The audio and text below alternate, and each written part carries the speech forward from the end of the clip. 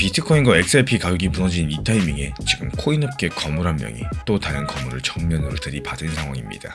리플 CEO 브래드 갈링하우스 측에서는요, 마이클 세일러를 공개적으로 저격을 한 건데요. 게다가 그 어투도 정말 강력했습니다. 이 금융공학으로는 진짜 가치를 만들 수가 없다. 마이클 세일러가 암호화폐 시장 전체에 해를 끼쳤다. 이런 식으로 직접적인 표현까지도 사용을 했는데, 근데 이 말이 그냥 두 사람 싸움으로 넘기기에는 조금 이상한 구석들이 많이 있습니다. 그래서 오늘은 이 리플 CEO 한마디 뒤에 숨어있는 진짜 이야기들 천천히 풀어떼어 보도록 하겠습니다. 그리고 먼저 이상한 점 한 가지부터 짚고 가볼게요. 이 갈링하우스 측에서 비트코인을 깐 게 아닙니다. 인터뷰에서 비트코인 자체는 여전히 좋게 본다라고 분명히 말을 했어요. 갈링하우스가 문제 삼은 거는 비트코인 그 자체가 아니라요, 지금 마이클 세일러가 비트코인을 사모으는 방식 그 자체를 비판을 했습니다. 그럼 여기서 궁금해지죠. 이 마이클 세일러의 방식이 대체 뭐가 문제라고 하는 건지, 그리고 왜 하필 지금 이 시점 이렇게까지도 세게 말을 하고 있는 건지. 표현만 보시면요, 그냥 잘 나가는 두 CEO의 신경전과도 같습니다. 근데 조금만 더 안으로 들어가 보시면요, 이건 단순한 신경전이 아니라 아주 계산된 한방이었다는 걸 알게 되실 겁니다. 지금 마이클 세일러가 이끄는 회사는 한 가지 방법으로 유명합니다. 빚을 내가지고 비트코인을 사는 거죠. 회사가 STRC라는 특별한 주식을 찍어가지고 시장 투자자들한테 돈을 모읍니다. 그리고 그 모은 돈으로 비트코인을 또 사고요. 쉽게 말씀드리자면 카드로 돈을 빌려가지고 코인을 사고요, 또 그걸 또 굴려가지고 더 매수하는 구조예요. 비트코인이 상승할 때는 이 방법이 정말 잘 통했습니다. 근데 여기서 문제가 생기죠. 이 STRC라는 주식 자체가 원래 정해진 가격보다도 25% 가까이 떨어졌습니다. 그야말로 사상 최저가까지 내려갔고요.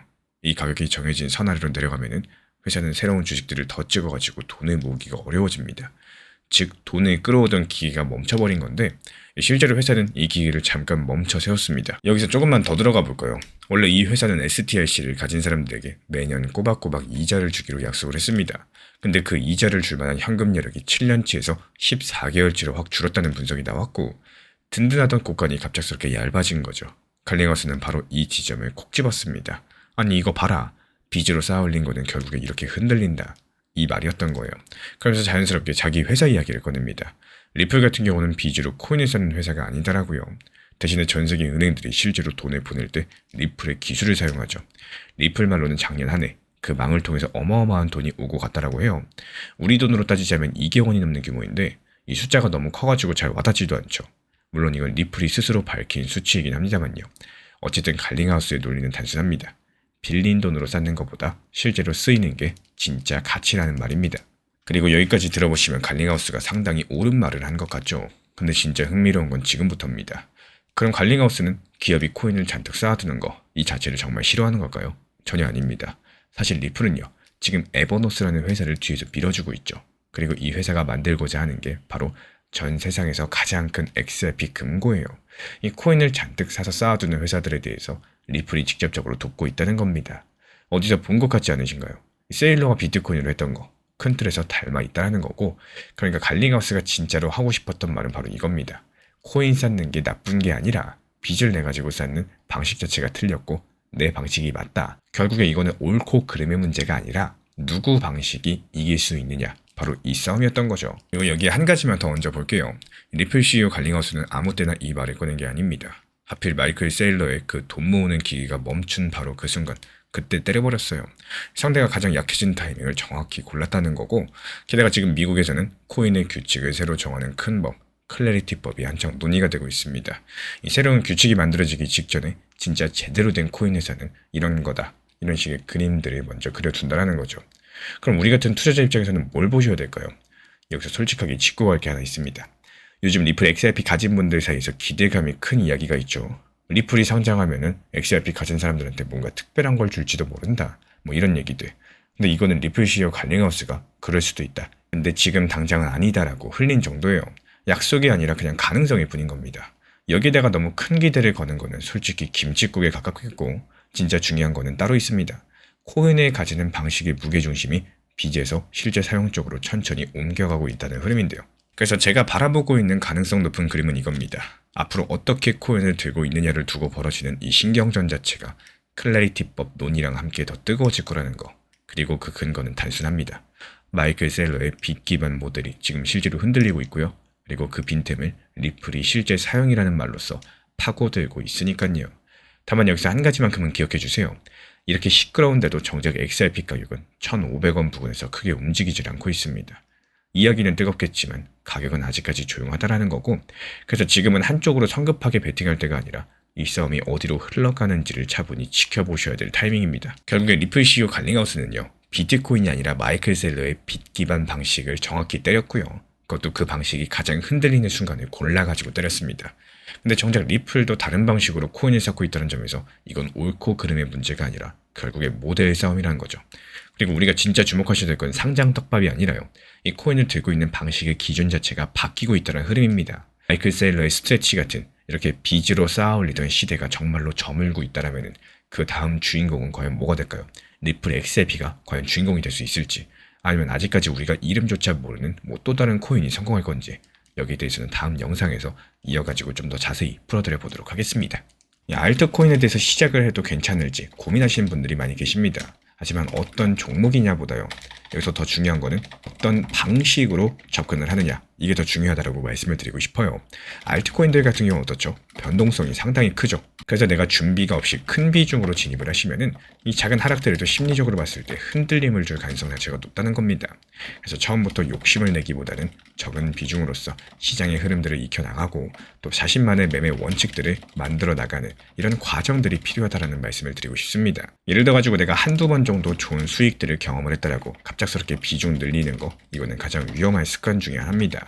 이 시장은요, 항상 같은 흐름을 보여주지 않기 때문에 내가 성공했던 경험 하나만 믿고 투자 규모를 키워나가면은 이 예상하지 못한 손실들을 만날 수가 있다는 사실들. 단기 종합방에서도 비중을 늘리기보다는요, 현실적인 목표 타점을 가지고 분할 익절에 대해서 안내를 도움드리고 있는 이유도 바로 여기에 있습니다. 이 큰 수익을 한 방에 노리는 것보다도 작은 수익들을 여러 번 쌓아가는 습관들, 결국에는 더 안정적인 결과를 만들어주고 있다. 이런 점들에 대해서 절대로 잊지 않으셨으면 좋겠습니다. 지난 폭락장에서 XRP 1830원 그리고 1900원서 이렇게 두 차례 분할 매수 들어갔던 물량들, 이번에 2200원 단기 매도하면서 깔끔하게 나왔죠. 추가적인 매수 매도 타점 속보로서 받아보고 싶으신 분들께서는 현재 보이는 번호로 연락 주시거나 댓글창 링크 통해서 신청 주시면 확인되는 대로 입장 드리겠습니다. 최근에 시장이 너무 답답하다 보니까 정보방 입장에 대해서 문의 주시는 분들께서 많아지셨어요. 먼저 제일 중요하지만요, 제가 안내드리는 모든 정보방은 업비트, 빗썸, 현물 매매로서만 안내 도움드리고 있습니다. 지금 화면에 보이시는 번호나 혹은 댓글 링크에 있는 신청란을 통해서 신청 주시면은 안내를 도움드리고 있고요. 이 세 가지 방 중에 필요로 하신 방을 체크해서 신청 주시면은 필요로 하신 방에 맞춰가지고 입장 안내 드리고 있습니다. 먼저 리플 전용방 같은 경우에 리플에 대한 중요 이슈, 그리고 리플에 대한 단기 저점과 단기 고점, 중장기적으로 보는 중요 타점 같은 핵심 내용에 대해서 안내드리고 있기 때문에 영상 시청해주시는 우리 구독자분들께서 리플이라는 코인이 장기적으로 좋다라는 건 알고는 있지만 현재 같은 시장에서는 많은 답답함을 느끼시는 분들께서 정말로 많이 계실 거라고 생각을 합니다.